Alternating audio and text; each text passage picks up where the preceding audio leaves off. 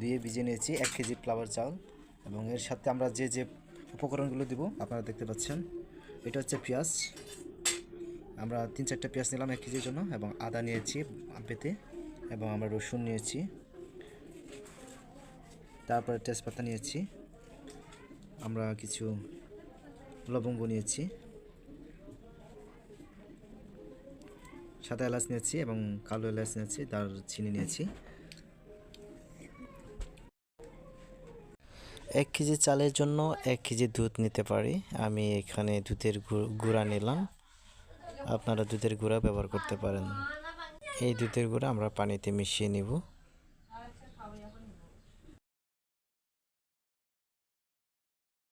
আমি রাইস কুকারের পাত্র নিয়ে নিলাম। 1 কেজি চালের জন্য যতটুকু তেল প্রয়োজন সেই তেল আমি নিয়ে নিলাম।